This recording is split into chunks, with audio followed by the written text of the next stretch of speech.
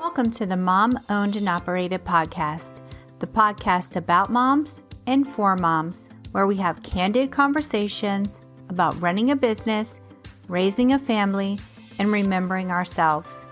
I'm your host, Rita Suzanne, a single mom of four, digital strategist, and provider of no-nonsense business strategies and tactics.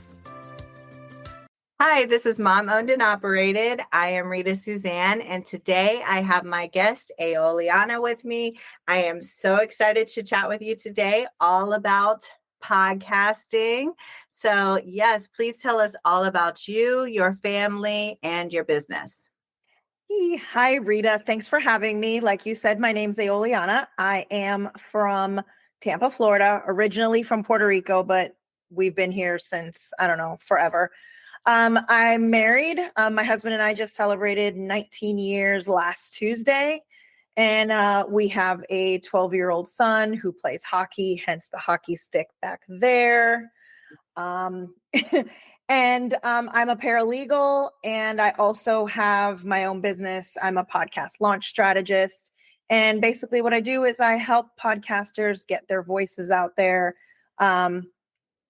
with authenticity, integrity, and just balance and self-care. And how do you do that? So I am working on creating a framework. And so my framework, I'm calling it Became.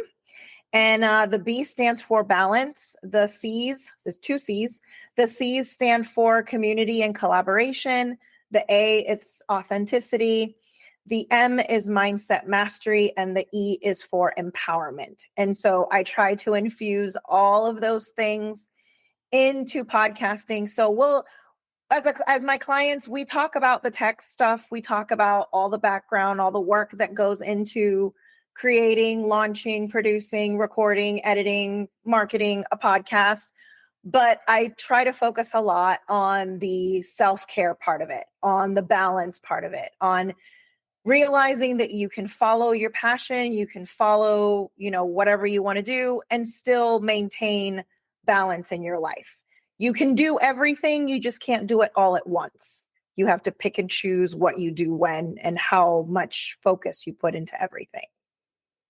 So what led you to decide to do the podcast marketing or launching? So I'll give you the short version. So in 2019, right before COVID, I was working as a paralegal, and I ended up in the hospital with a double kidney infection. The law firm I was working for fired me while I was hospitalized. And so I had to really quickly find something else, which I ended up finding something. I was working as a scheduler for a construction company. And then COVID hit. But because I was working for construction, we were considered essential workers. So I still had to go into the office. So there was a lot of time on my hands. I've always listened to podcasts, but it wasn't until 2019, 2020 where I really noticed the learning power, the teaching power that it had. And so I dove into learning how to produce, how to edit, how to record, how to publish, all of those things. Started doing VA work, doing that, had a couple of clients doing that. And then I transitioned into more of the strategy part of it. And I did some management, some launch strategy, and then realized that I really like helping people launch their podcasts. I really like guiding people through that process. I'm a projector in human design. So I really that guiding part was really what drew me. And so I like helping people realize that they have a voice, they have something to say, they have something that matters. And if you have that pull to have a podcast, it's because someone's waiting to hear what you have to say. So I like to help people find that.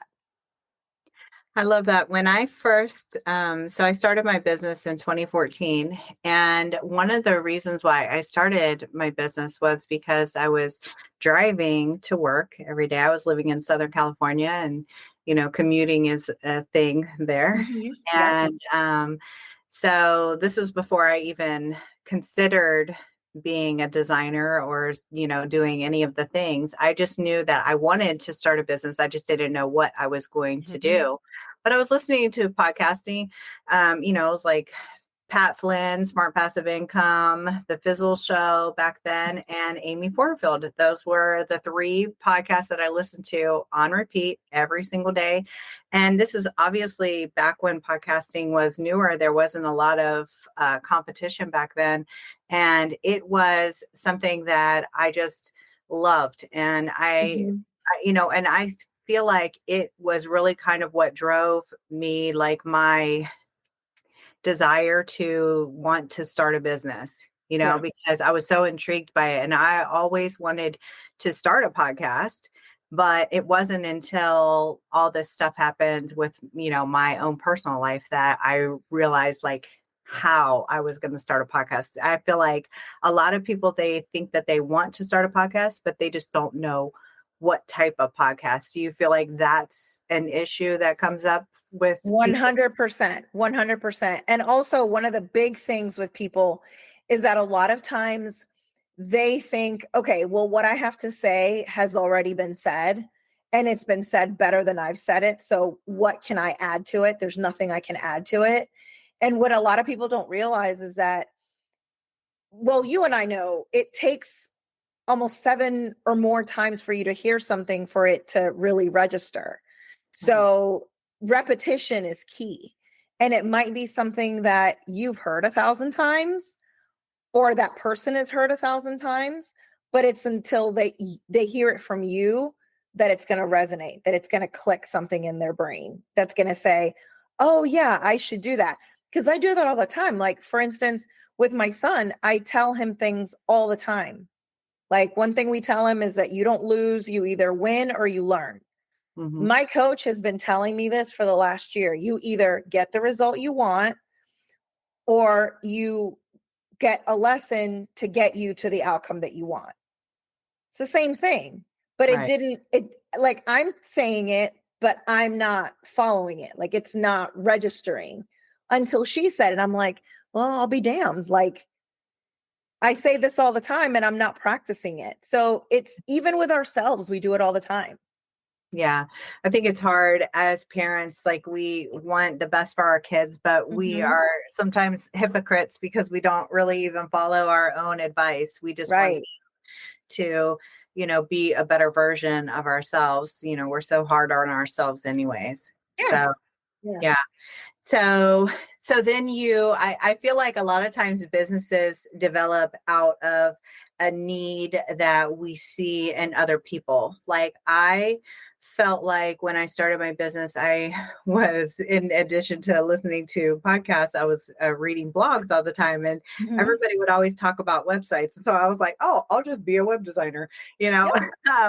because, and it wasn't as if there was no competition. It was just like, I thought this is something that everybody needs.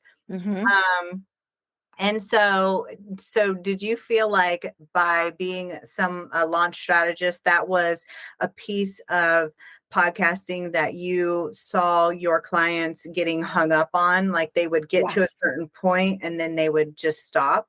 Yeah.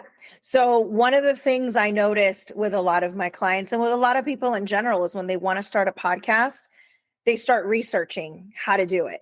And then when you start to see all the work that it takes to launch one, you kind of get stuck because you're like, well, where do I start? What do I do? How do I do it? Where do I get this information? Where do I get that?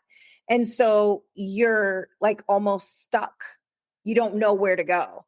And Right. so, yeah, I did. I noticed that. I know even for me, like, I'm launching mine end of this year. And even for me, helping other people launch, it was even hard for me. Like, what do I want to call it? What do I want to talk about? How do I want my format to be? What do I want my style? Where do I want, what platform? How often do I want to publish it? Things like that. Do I want to have guests? Do I want to do it by myself? What's my cover art going to look like? What is it going to be branded the same as everything else? And all of those things, when listening to podcasts, you don't realize how much work it takes to get one up and running. Yeah. And so, yeah, that was my push. I know. I feel like I've been wanting to have a solo podcast, right? Like I've always thought, because I have clients who have solo podcasts or have their own podcast where they actually use it as a driving force to get clients, right? It's Hmm. the reason why, like how they are filling their funnels is by using their podcast. Yep. And I think it's such a smart strategy if you know how to do it. But if you have never sat down to record a solo Hmm. episode, oh my goodness, it's so hard. It is. It It is is. so hard. And to hear people do it and then where it sounds so effortlessly done, it is amazing. I find Hmm. an interview style to be so much easier, right? Because you're playing Hmm. off of somebody, you're looking at each other and you're, Right. acknowledging the points and whatnot, and it makes it easier. But when you're sitting there by yourself, even if you You have, have no feedback. yeah, even if Yeah. you have notes, there's not it's so much harder. And I just, I just think that it's such a when somebody comes up with a good solo podcast, like I just have to admire that because it's Yeah. really hard. Yeah. Yeah. I agree. Yeah. It is hard. Like for me, I'm starting it solo, but I'm just taking my blog posts Hmm. and reiterating those and talking about those. Hmm. But definitely for me, at some point, I want to do an interview one because I'm just more comfortable talking to someone. Like the back and forth talking with someone is a lot easier than trying to make something interesting for 20 minutes all by yourself. Yeah. I I think that it's a really good strategy though to use it like that. Do you feel like a Yeah. lot of your clients are trying to use podcasting as a strategy to increase their business income, or like what are their Yeah, goals? so it varies. But I'm glad you said that because at the beginning, when I start with my clients, the first thing I have them do is figure out what their goal is for their podcast. Hmm. And goals are flexible, they can change. So maybe for these, for this quarter, your goal is, more listeners. Next quarter, it might be monetizing it. But what a lot of people get hung up on is not knowing what that why is, not knowing what that goal is. And so they're comparing their beginning podcast to someone who's been podcasting for 5, 6 years, Hmm. and that person that's been podcasting for 5, 6 years could have a team of people. Whereas you're starting out. So you're the one recording, you're the one editing, you're the one publishing, you're the one promoting, you're the one marketing. Hmm. So, just realizing what is your goal for your podcast? What is your purpose for it for this, for these 3 months or however long you want to set the goal for?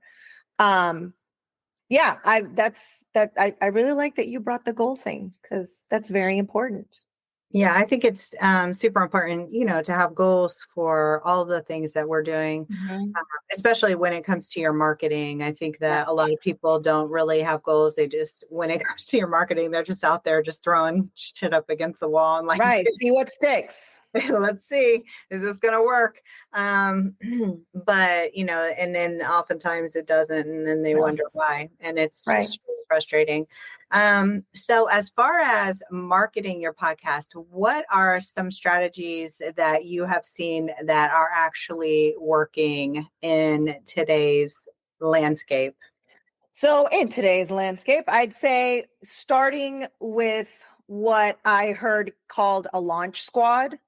And Okay. that is a group of people from the beginning, whether it be friends, family, followers that you already have, whatever, already following your podcast, already waiting for you to do something. The other thing is, like you said, if you have your own business, whether that's coaching, services, whatever it is that you're doing, use your podcast as an ad space.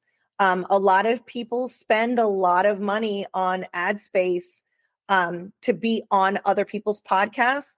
And a lot of people will actually pay people, affiliates or whatever, to advertise on their podcast, where you can just do it for free for your own stuff. You know, if Mhm. you have a launch coming up, or you have a product you want to talk about, or you have something specific that goes with the theme of the podcast you're talking about that week, use that space. It's free. It's yours. It belongs to you. And the beauty about podcasts is that they last for so long. Like, I've heard a lot of podcasts, followed a lot of podcasts who aren't around anymore, Mhm. but their information is still out there, and it's still valid, and it's still true. Um, and then just take your time with marketing. Just take your time. You can try a bunch of things. You can try, try and fail at a bunch of things, but keep trying. Don't Yeah. give up, because if in 6 months it doesn't work out, podcasting is a long haul kind of game. Yeah. It's not, very few podcasters will go viral quickly. Usually those people already have bankroll behind them. And like I said before, have a team, an army of people working behind the scenes. When you're on your own, you've got to give it time. Yeah. Keep doing the thing, keep taking the action, but realize that it's going to take time. So be patient with yourself. I like to look at it as so for marketing, I like to think of, in today's world, we need a 3-tiered approach, right? So we have our local networking, Right. we have our social networking, but then we have our online networking. And so our online is our website, our Mm-hmm. SEO, our email list, and podcasting is inside of that if you have a podcast. And the Yep. reason why you have your podcast as a marketing channel is just because it's more of like a long form strategy that you can utilize. And plus, it's so good for relationship building, Yep. right? For People, nurturing. Absolutely. right. And even if you don't have guests on there, the good thing about it is that people can hear your voice, and there's a Mm-hmm. connection that people make with you based Yep. on hearing your voice Yep. versus just reading your content. And so I think that it's super important to actually have some form of long form content, Mm-hmm. whether we're talking about YouTube videos, whether we're talking about a podcast, or some type of content strategy that is long form, long Yep. term.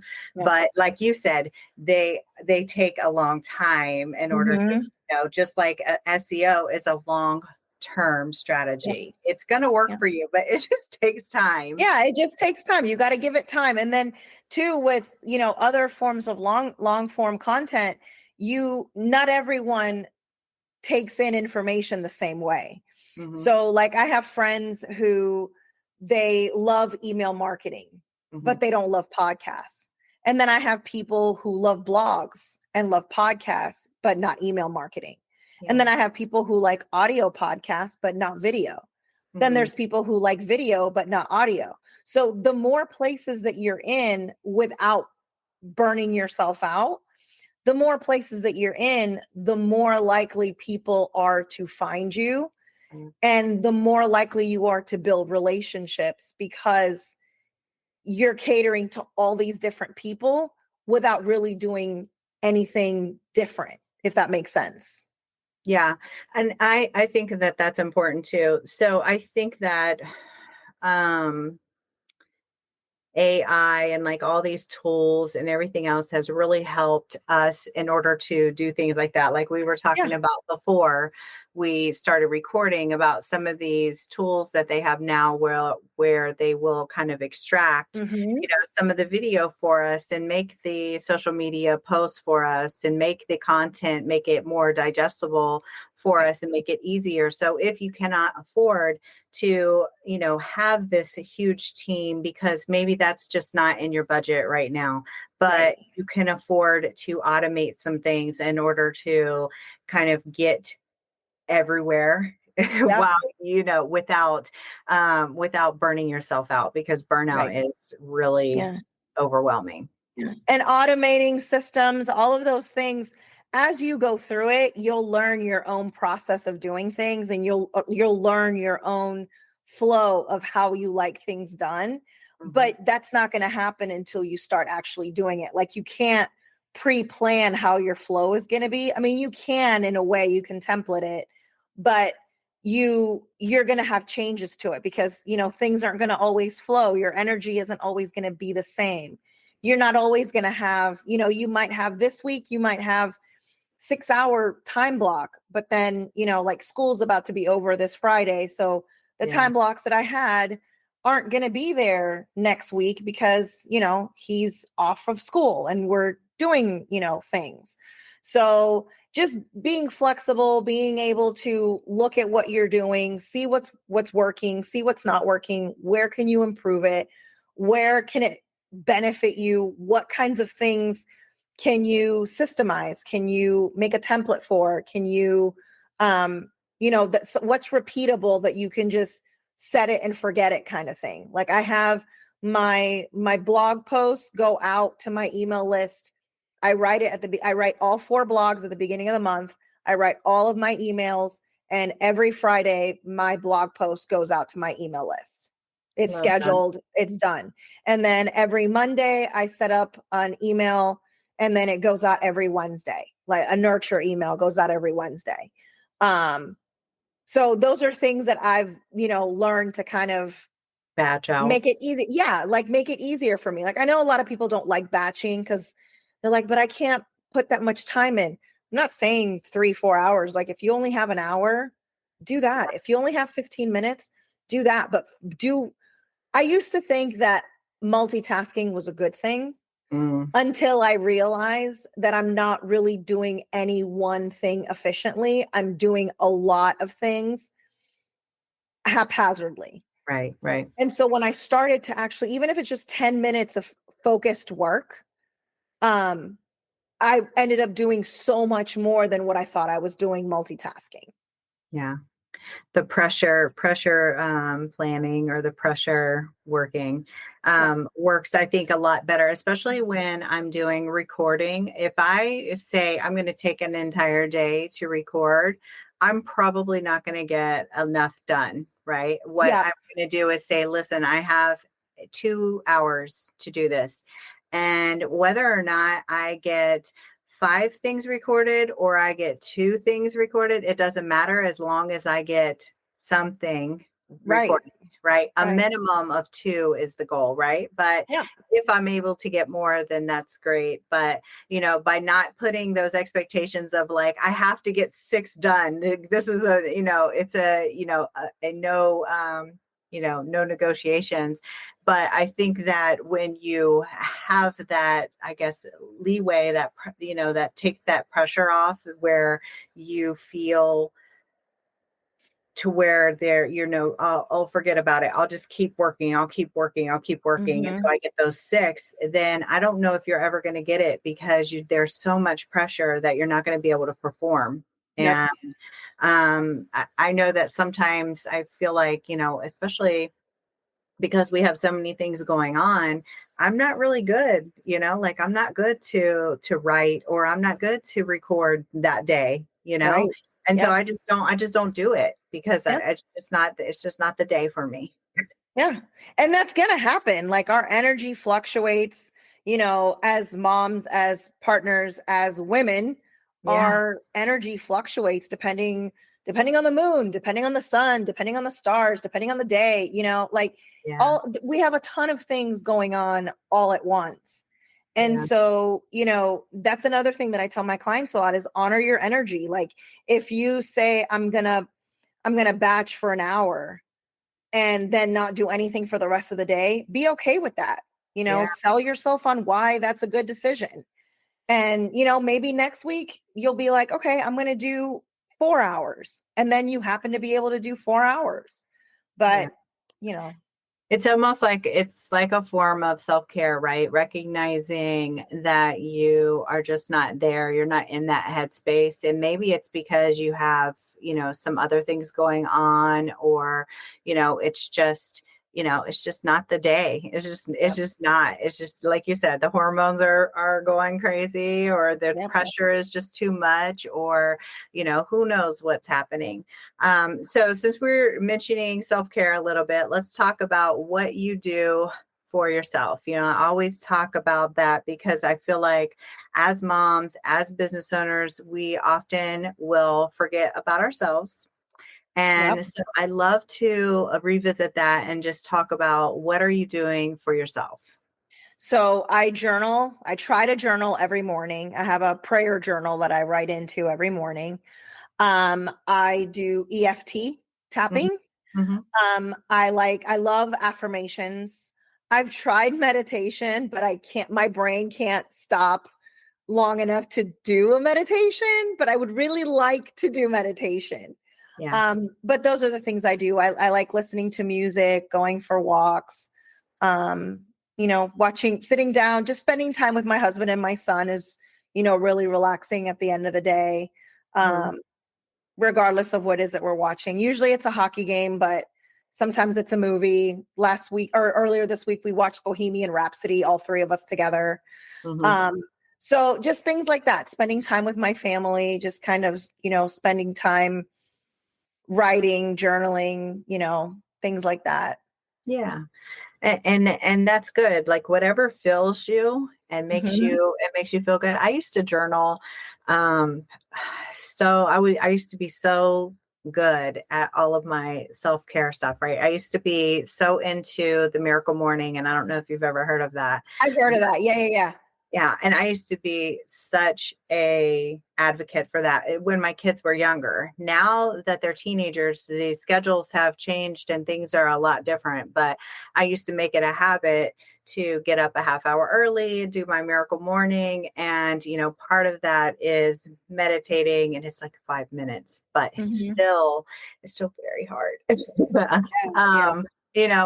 I used to love to do that because you spend 5 minutes on each thing, and then then you felt like, okay, I've accomplished these things for the day. And for whatever reason, I can't get back into any type of those things consistently. Yeah. And I don't know why I haven't been able to get back in. I'm working my way back into it, but I haven't gotten there yet.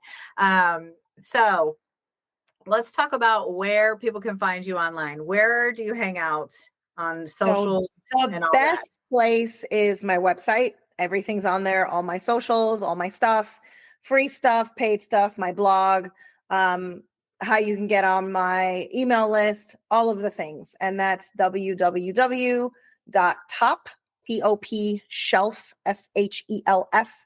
virtualservices.com. And I have a blog, like I said, I have an email newsletter, I have a podcast group, Facebook group. Podcast is coming at the end of this year called Podcast Strategy with Heart. That's the name of the Facebook group as well. I'm on TikTok. I'm on Instagram. The place where I'm the most active would have to be Instagram and Facebook. But yeah, I mean, you'll see all of my things. You'll see podcasting stuff. You'll see lots of family stuff, hockey stuff.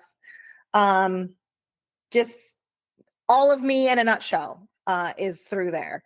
So yeah, come find me, come say hi, tell me you heard me with Rita. And yeah, if anybody has any questions, anything at all, I am an open book. I love helping. I love guiding. I love leading people to what their purpose is when it comes to podcasting. Because I think there's so many people out there, and it's a great form of self-care as well. Getting sometimes, going through trauma and things like that, putting it out in your voice helps with certain things. And I know it has for me, listening to other people, realizing that I'm not alone. Those have been really helpful. And so, yeah, that's where I am. That's where you can find me. Well, I will say, just to wrap it up, I will agree with that last point that you made. For me, when I started podcasting, it was after my big trauma. And the reason why I started podcasting was because I had isolated myself so much, and I wanted to reconnect with other moms and you know, specifically mom business owners, because I had isolated myself so much and I needed to know, like, how were they doing it? Right. Yep. Because I was at a point where I was struggling so much, and I wanted to hear, like, how are other moms able to, you know, raise their families and run a business, but also like take care of themselves, because I had stopped taking care of myself. And that's why I really highlight that, taking care of yourself, Yeah. because it's so important.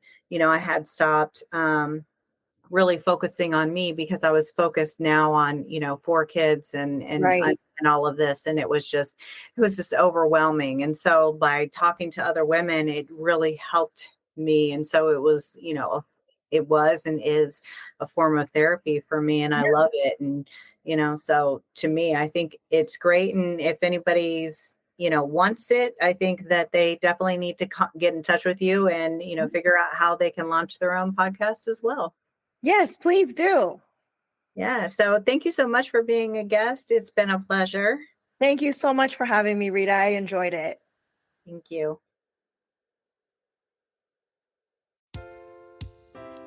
And there you have it. I want to encourage you to remember that being a mom who runs her own business is not easy.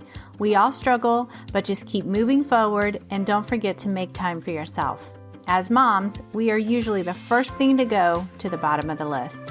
If your business is overwhelming you and you need real solutions, not just some sugar-coated suggestions, apply to work with me at ritasuzanne.com/apply.